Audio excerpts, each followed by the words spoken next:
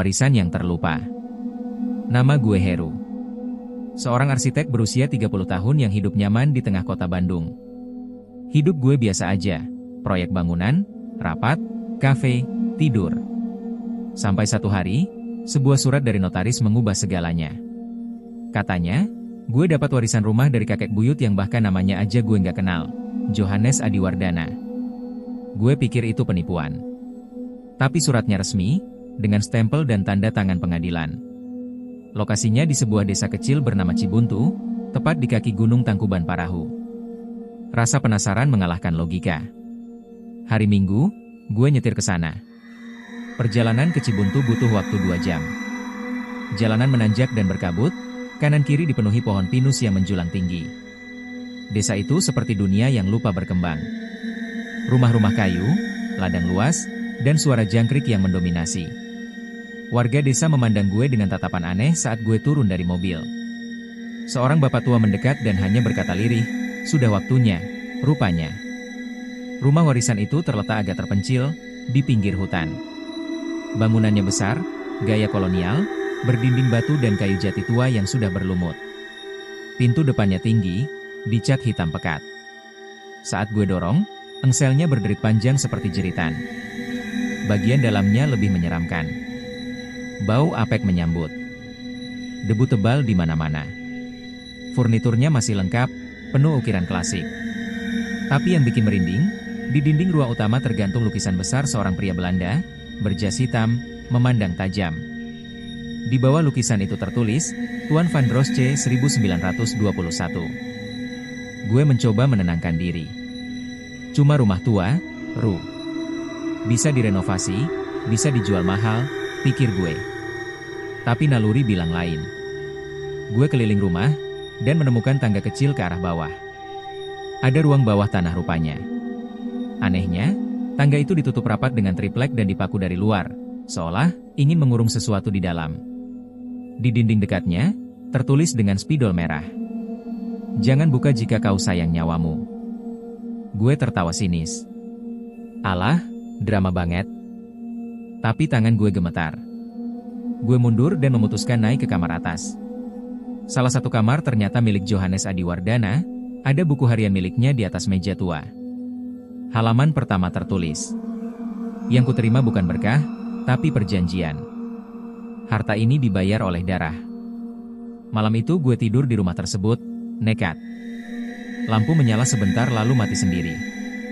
Di luar, kabut turun tebal. Suara pintu berderi terdengar dari lantai bawah. Gue yakin banget udah nutup semua pintu. Tapi langkah kaki terdengar pelan, berat, menyeret. Gue tutup telinga dengan bantal, pura-pura gak dengar. Tapi tepat jam 3 pagi, lukisan Tuan van Drosche jatuh dari dinding dengan suara keras. Kacanya pecah. Dan di balik kanvas lukisan itu, gue nemu sesuatu yang gak seharusnya ada. Foto Johannes muda berdiri di samping sosok Tuan van Drosche yang seharusnya hidup di awal abad ke-20. Tapi di foto itu, mereka tampak seusia. Besok paginya, gue tanya ke salah satu warga desa, Pak Darto, tentang rumah itu. Dia hanya menggeleng pelan. Dulu rumah itu disebut rumah tak bertuhan. Bukan karena tak ada doa, tapi karena yang disembah bukan Tuhan. Banyak yang hilang setelah masuk ke sana, Mas Heru. Jangan tinggal terlalu lama. Tapi gue udah kadung terpikat. Bukan cuma soal warisan, tapi rasa penasaran yang membakar. Apa sebenarnya yang disimpan di ruang bawah tanah itu? Siapa Tuan van Drosche? Dan apa yang disembunyikan oleh kakek buyut gue? Satu hal yang gue tahu pasti, ini bukan rumah biasa. Dan gue udah melangkah terlalu jauh buat mundur. Tuan besar dari masa lalu. Setelah malam pertama yang penuh keganjilan, gue, Heru, bangun dengan kepala berat. Di luar, kabut masih menggantung rendah, menutupi halaman rumah warisan itu. Entah kenapa, gue merasa rumah ini memperhatikan. Bukan suasananya, tapi benar-benar ada kesadaran yang memantau tiap langkah gue. Gue kembali membuka buku harian milik Johannes Adiwardana yang semalam sempat gue baca.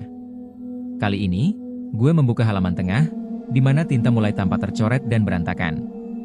Tuan besar memintaku mengadakan pertemuan setiap malam Jumat Kliwon.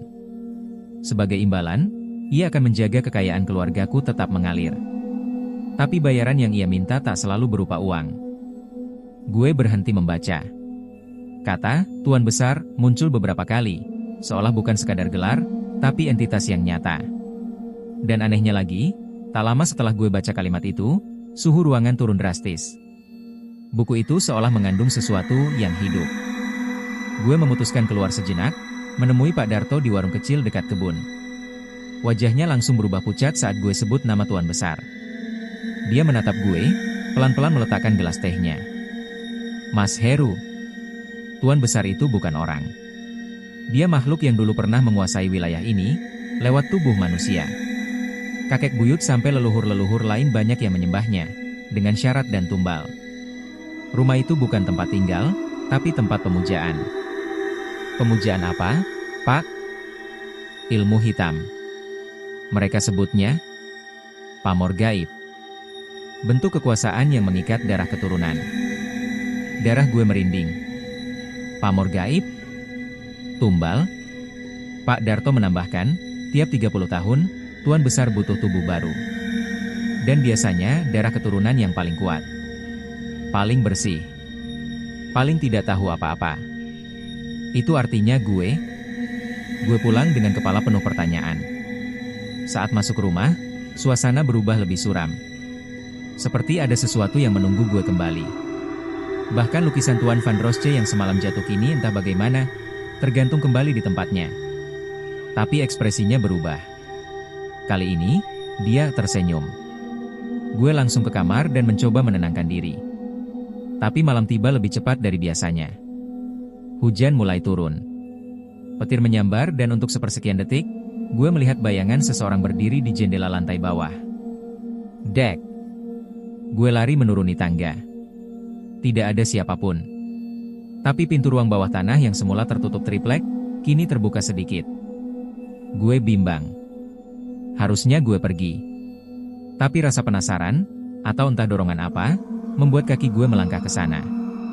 Tangga menuju ruang bawah tanah itu berderit di setiap langkah. Gelap, pengap, dan bau kemenyan basi menyeruak dari dalam. Di bawah, gue menemukan ruangan batu berbentuk lingkaran. Di tengahnya, ada simbol aneh yang terukir di lantai, dan sebuah kursi kayu yang dikelilingi lilin-lilin mati. Dindingnya dipenuhi tulisan Latin dan Jawa kuno.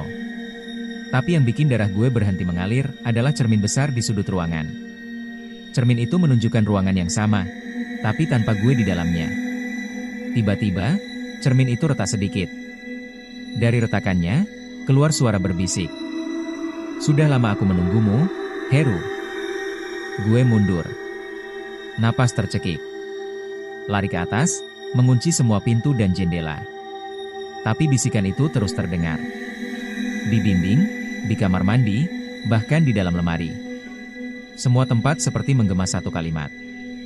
Waktumu akan datang, keturunan Adiwardana. Gue gak bisa tidur malam itu. Bahkan gue gak yakin ini cuma mimpi. Semua terasa terlalu nyata. Dan jauh di dalam hati gue, ada bagian yang mulai menerima, bahwa rumah ini bukan cuma bangunan tua. Ini adalah panggung. Dan gue, mulai disiapkan jadi pemeran utamanya. Cermin tumbal. Setelah malam yang penuh teror, gue, Heru, memutuskan untuk meninggalkan rumah warisan itu. Tapi, entah kenapa, mobil gue mogok. Baterai lemah, sinyal hilang, dan kabut terlalu tebal untuk jalan kaki. Seolah-olah rumah ini memang tak mengizinkan gue pergi. Gue kembali ke ruang bawah tanah siang itu. Dengan senter dan tekad, gue periksa lagi simbol di lantai. Simbol itu berbentuk lingkaran dengan garis bercabang 5, dan di tengahnya tergambar seekor ular melilit manusia. Di pojok ruangan ada peti kayu kecil, terkunci dengan gembok karat. Gue ambil palu, dan paksa buka petinya. Di dalamnya, ada selembar kain putih, lusuh, berbau dupa. Saat gue buka, gue menemukan topeng kulit, seperti topeng upacara kuno, dengan ukiran wajah tersenyum lebar namun mengerikan. Di bagian dalam topeng tertulis tulisan aksara Jawa yang hanya sebagian bisa gue baca. Yang mengenakan, menjadi wadah.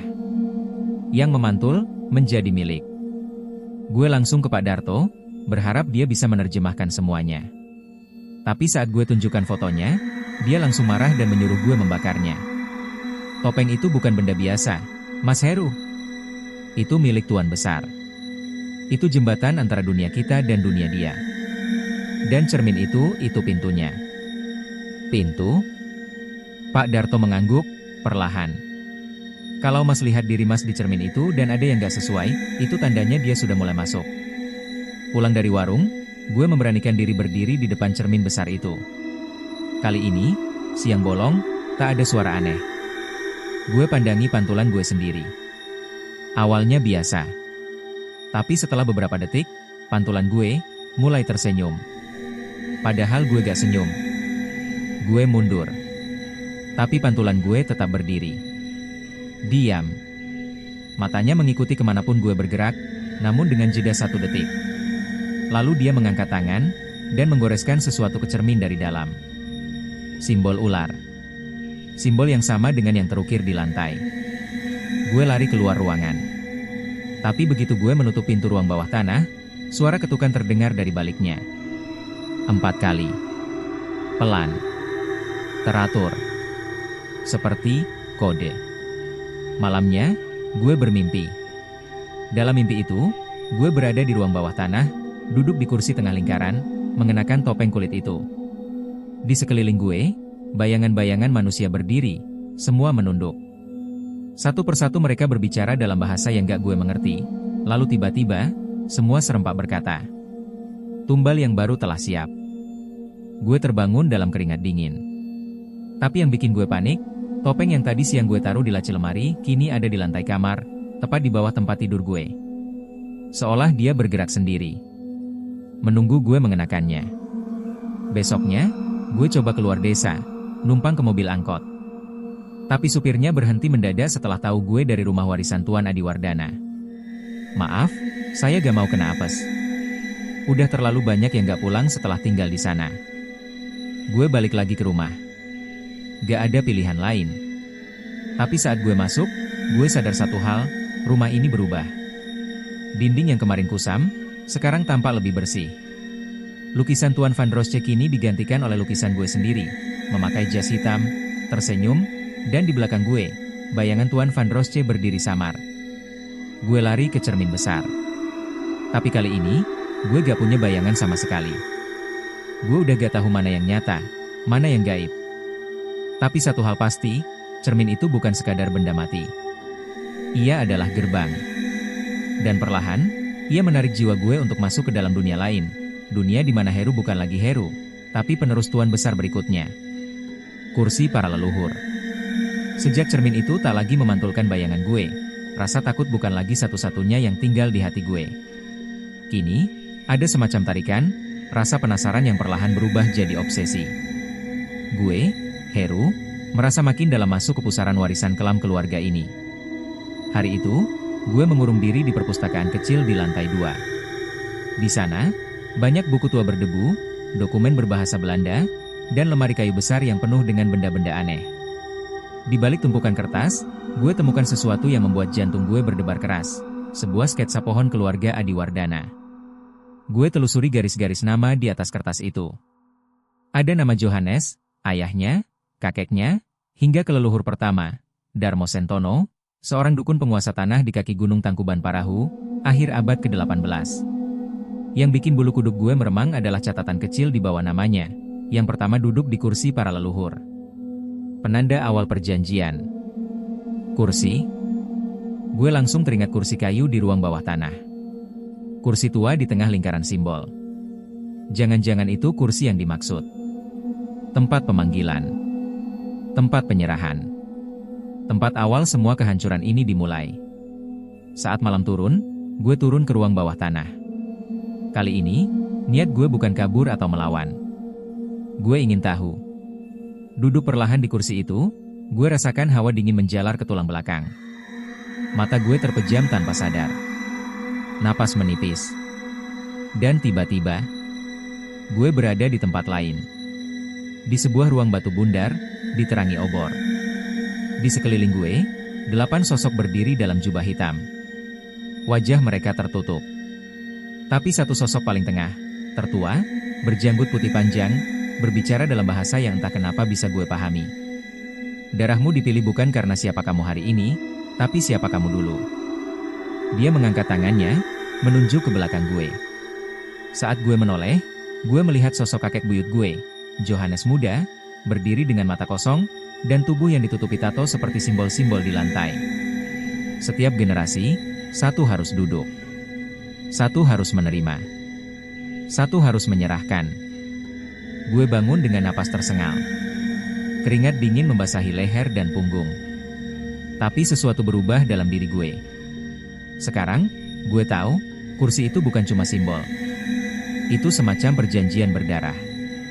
Dan siapapun yang duduk di situ, masuk dalam lingkaran kekuasaan dan kutukan. Sejak malam itu, mimpi-mimpi gue tak pernah biasa.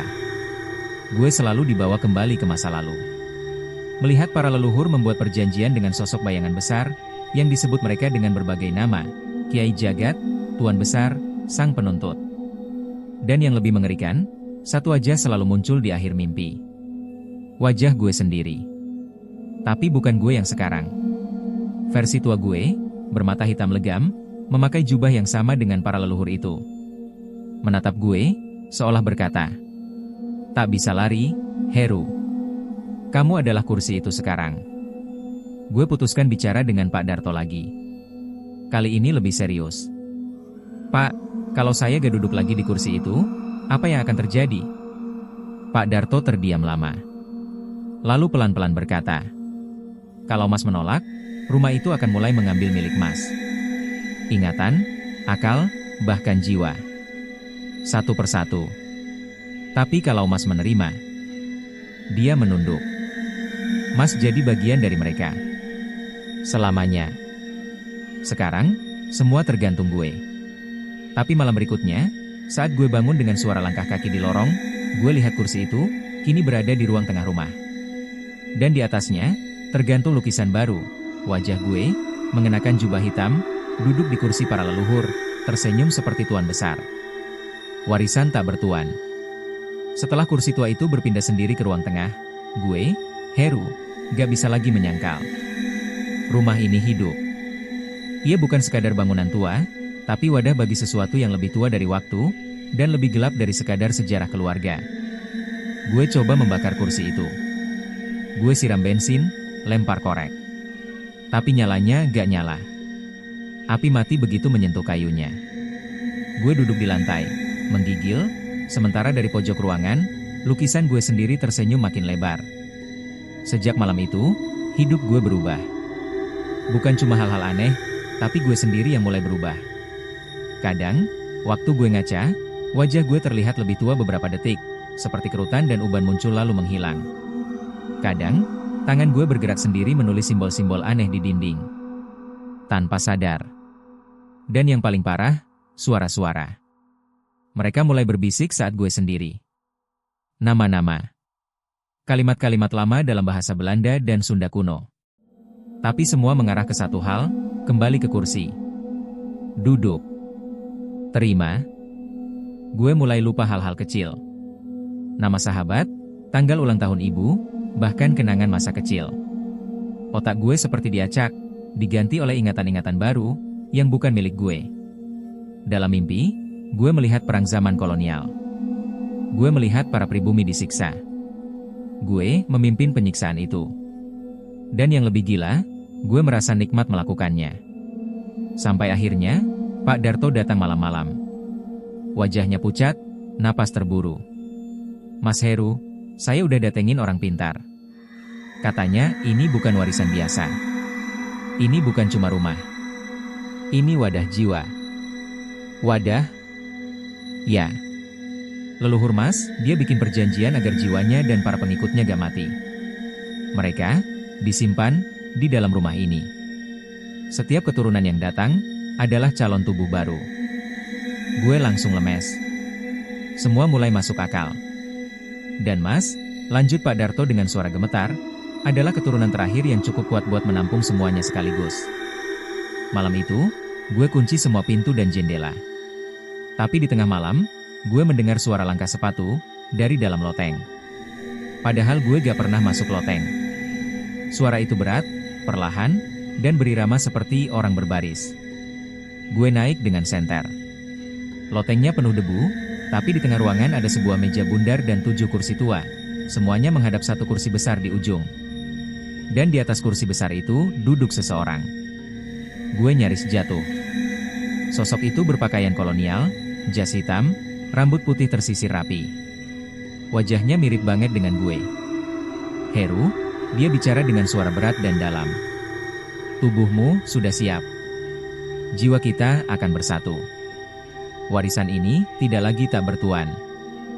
Gue mundur, panik, turun tangga secepatnya. Tapi saat gue sampai lantai bawah, semua pintu sudah menghilang. Rumah itu kini berubah jadi labirin kayu dan suara. Suara tawa, suara tangis, dan suara langkah terus berputar di sekeliling gue. Lukisan-lukisan di dinding semua kini menampilkan wajah yang sama, wajah gue. Tapi bukan gue. Bukan manusia. Gue pingsan di ruang tengah. Besoknya, gue bangun di tempat tidur, seperti biasa. Tapi kaca di depan tempat tidur penuh tulisan. Duduklah di kursi, atau warisan akan mengambil tanpa izin. Kamu akan hilang, dan hanya tubuhmu yang tersisa. Di bawahnya, tergurat simbol ular melilit manusia, lagi.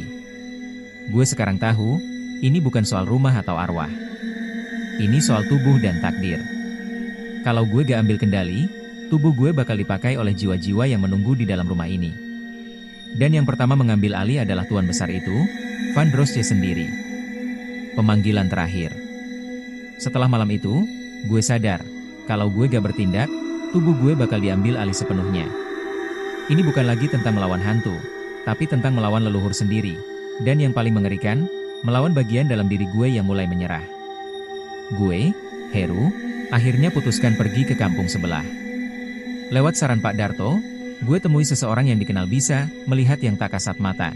Mbah Watik, seorang perempuan renta berusia lebih dari 90 tahun, yang katanya dulu adalah penjaga batas wilayah gaib di lereng Tangkuban Parahu. Rumahnya kecil, penuh bau dupa dan daun kering.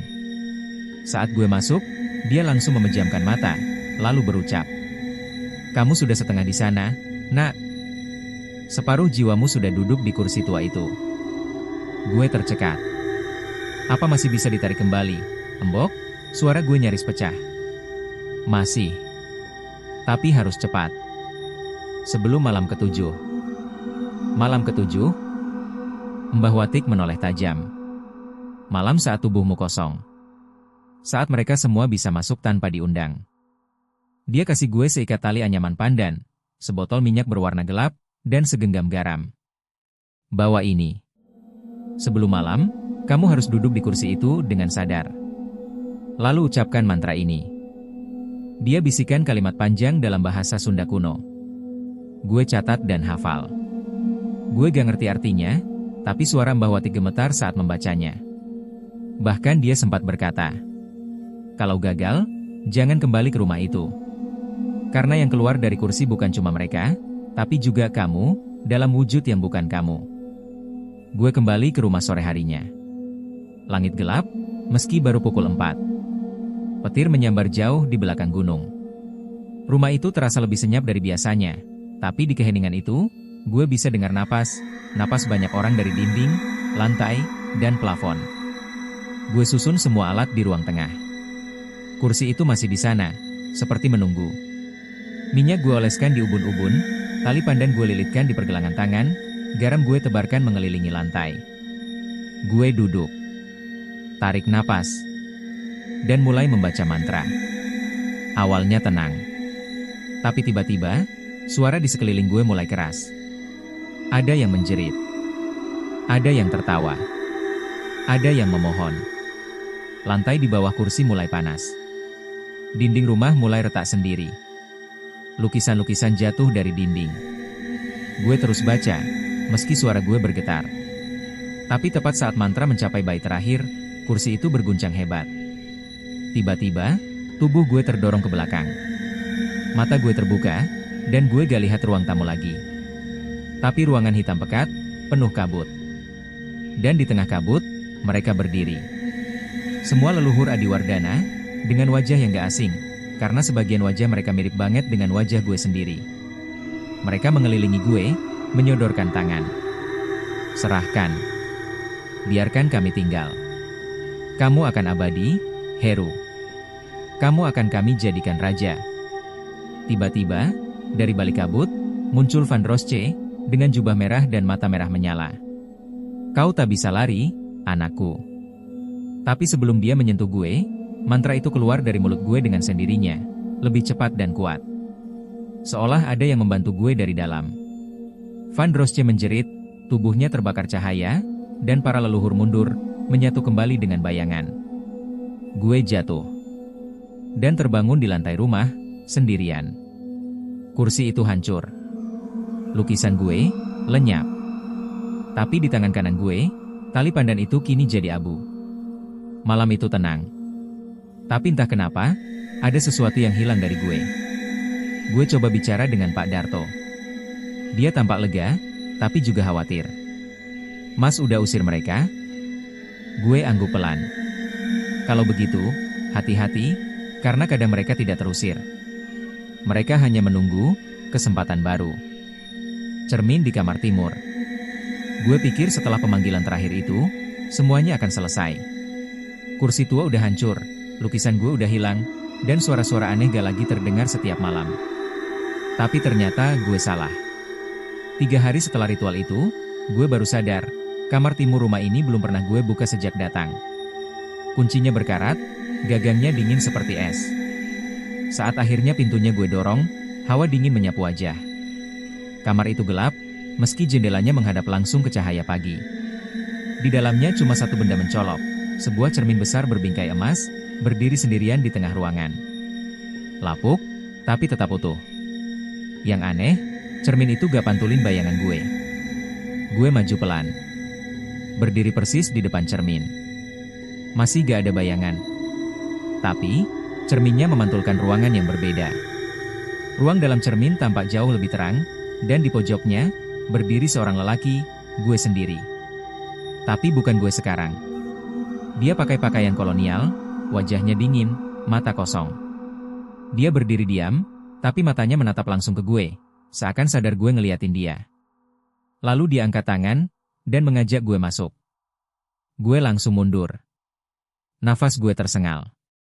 Tapi saat gue balik badan, pintu kamar udah tertutup. Ketika gue buka lagi, kamar itu berubah. Meja dan kursi bergaya Belanda muncul di sana. Tirai berwarna merah darah menggantung di jendela.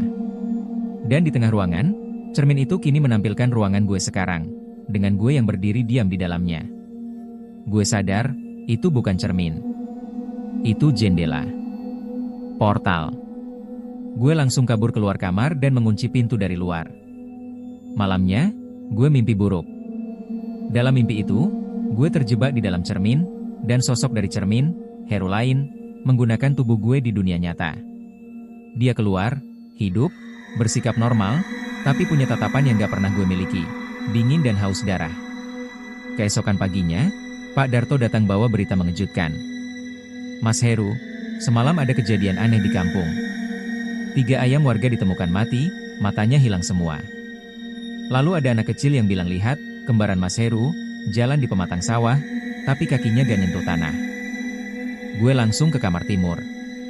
Tapi saat gue buka, cerminnya udah gak ada. Ruangan kosong. Gak ada meja, gak ada kursi, gak ada tirai. Tapi, di lantai ada jejak kaki lumpur, menuju keluar kamar. Jejak kaki yang cuma satu arah, keluar. Dan saat malam tiba, seseorang mengetuk pintu rumah gue. Pelan, tapi teratur. Tok, tok, tok. Gue intip dari jendela. Gue sendiri. Tapi wajahnya lebih pucat, matanya lebih dalam. Dan dia senyum lebar sambil angkat tangan, memamerkan cermin kecil berbingkai emas yang dia genggam erat. Gue menutup semua tirai, mengunci semua pintu. Sekarang gue tahu, ritual itu hanya mengusir yang lama, tapi membuka celah untuk yang lebih baru. Dan entah sejak kapan, gue bukan lagi satu-satunya Heru di dunia ini. Gue gak tahu harus percaya siapa. Tapi satu hal pasti, satu Heru harus hilang, agar yang lain bisa hidup. Malam tanpa bayangan. Malam itu, gue tidur dengan lampu menyala dan radio menyala pelan. Gue berharap suara dari dunia nyata bisa bikin gue tetap waras. Tapi tetap aja, rasa gak nyaman itu gak hilang. Jam 2 pagi, gue kebangun. Suasana rumah sepi. Tapi yang bikin gue langsung merinding adalah, gak ada bayangan. Serius. Gak ada bayangan. Lampu kamar nyala terang, tapi bayangan tubuh gue hilang. Gue coba angkat tangan. Gak ada pantulan di dinding. Cermin kamar juga sama, gak nampilin apa-apa. Seperti semua cahaya kehilangan arah. Dan saat gue ngintip keluar jendela, langit gelap total. Gak ada bintang, gak ada bulan. Seolah malam itu sendiri hilang identitasnya. Gue turun ke bawah, menuju dapur. Tapi di tangga, gue ngerasa ada yang ikutin gue. Langkah kaki kecil, pelan, tapi selalu 1 detik setelah langkah gue. Pas gue berhenti, langkah itu juga berhenti. Pas gue balik badan kosong. Tapi pas gue nyalain senter dan arahkan ke lantai, ada bekas jejak kecil. Jejak kaki anak kecil yang basah. Gue langsung ke rumah Pak Darto. Pagi-pagi buta, gue gedor pintunya sampai dia buka dengan muka panik. Mas Heru, saya juga ngalamin. Bayangan saya gak ada sejak tengah malam. Dan saya lihat sesuatu di bawah pohon beringin belakang rumah. Kami sama-sama ke sana, bawa senter dan garam. Di bawah pohon beringin itu, kami lihat cermin kecil tergantung di ranting pohon. Sama persis dengan yang di bawah Heru lain, malam itu. Tapi yang bikin bulu kuduk berdiri, ada tulisan di tanah, seperti dicakar pakai kuku. Bayanganmu ada di sini. Tubuhmu sebentar lagi. Kami buru-buru kubur cermin itu, siram dengan air garam, dan bacain doa. Tapi tiba-tiba, tanah di bawah kami bergetar pelan. Suara tawa anak kecil terdengar di balik ilalang. Gue lempar senter ke arah suara, dan sempat lihat bayangan gue sendiri, tapi berdiri terbalik, dengan kepala di bawah, kaki di atas. Dia senyum. Sejak malam itu, bayangan gue muncul dan hilang sesuka hati. Kadang muncul di dinding walau gue gak ada di dekatnya. Kadang malah terlihat melakukan hal yang gak gue lakukan, kayak melambai ke arah jendela, atau jalan ke arah hutan belakang. Pak Darto bilang, ini tanda kalau dunia nyata dan dunia gaib mulai bertumpuk. Dunia di balik cermin itu mulai menyatu dengan dunia kita. Dan yang lebih gila, gue nemuin buku tua di loteng rumah. Isinya sejarah keluarga Adiwardana, lengkap dengan ritual-ritual pemanggilan leluhur. Di akhir halaman, ada gambar sketsa seorang lelaki, wajahnya mirip gue, dengan catatan. Dia yang akan membuka semua gerbang. Dia adalah kunci dan pintu. Nama di bawahnya, Heru Adiwardana. Gue gak tahu ini kebetulan atau takdir. Tapi sekarang gue sadar, rumah ini gak butuh tamu. Rumah ini butuh pewaris. Dan kalau bayangan gue sudah bukan milik gue segera, tubuh gue pun bukan milik gue lagi. Leluhur terakhir. Sejak malam tanpa bayangan itu, gue ngerasa kayak tinggal di rumah yang bukan lagi milik manusia. Setiap sudutnya punya mata. Setiap lantainya punya telinga. Dan setiap malam, rumah ini makin hidup, makin mengingat siapa gue sebenarnya. Pagi itu, Pak Darto datang tergopoh-gopoh. Wajahnya pucat, tangannya gemetaran sambil bawa peta lusuh. Mas Heru, saya nemu ini di bawah lantai dapur rumah saya waktu bersih-bersih. Kayaknya ini, denah asli rumah panjenengan. Tapi lihat baik-baik. Gue buka gulungan peta tua itu, dan memang benar, ada satu ruang tambahan yang gak pernah gue lihat. Letaknya di bawah rumah ini, di bawah kamar tengah. Tanpa buang waktu, kami bongkar lantai kayu kamar tengah. Setelah bersusah payah ngelepas papan, kami nemuin sebuah lubang tua tertutup batu, lengkap dengan ukiran simbol-simbol kuno dan tulisan aksara Jawa kuno. Salah satunya terbaca, Panguripan Sang Pewaris. Ojo nganti lali, awit kubur iki kunci warisaning leluhur. Kehidupan Sang Pewaris. Jangan pernah lupa, sebab kuburan ini adalah kunci warisan para leluhur. Dengan hati-hati, kami geser batunya. Dan di bawahnya, tampak tangga batu melingkar turun ke bawah, menuju ruang yang selama ini tersembunyi. Bau tanah lembab bercampur kemenyan langsung menyambut. Ruang di bawah itu seperti ruang bawah tanah zaman kolonial, dengan tembok batu, lentera gantung berkarat, dan di ujungnya, sebuah makam batu. Di atasnya, terukir nama. Raden Suryo Adiwardana 1821-1897. Di dekat makam itu, ada peti kayu kecil. Gue buka perlahan dan di dalamnya, Ada lembaran-lembaran perjanjian yang ditulis dengan darah. Beberapa nama tercantum, semuanya leluhur gue. Tapi yang bikin gue gemetar, di lembar paling bawah, tertulis Heru Adiwardana, pewaris terakhir. Ada bekas sidik jari di sana. Dan darahnya masih merah, seolah baru ditulis kemarin. Pak Darto langsung mundur, wajahnya ketakutan. Mas Heru, ini bukan sekadar rumah warisan. Ini tempat dijaga oleh perjanjian. Panjenengan gak bisa lagi ninggalin tempat ini. Sejak hari itu, gue makin sering ngalamin hal aneh. Gue sering lihat siluet Raden Suryo berdiri di ujung lorong, tangannya menunjuk ke arah kamar timur. Kadang, suara bahasa Belanda kuno bergema di ruang makan, diselingi suara tangisan perempuan. Puncaknya, malam ketujuh sejak kami buka makam itu, gue kebangun tengah malam. Di kaki tempat tidur, berdiri sosok tua berjubah hitam, Raden Suryo sendiri, dengan mata merah menyala dan tangan membawa cermin kecil yang dulu hilang. Dia gak ngomong. Tapi dalam kepala gue, ada suara menggelegar.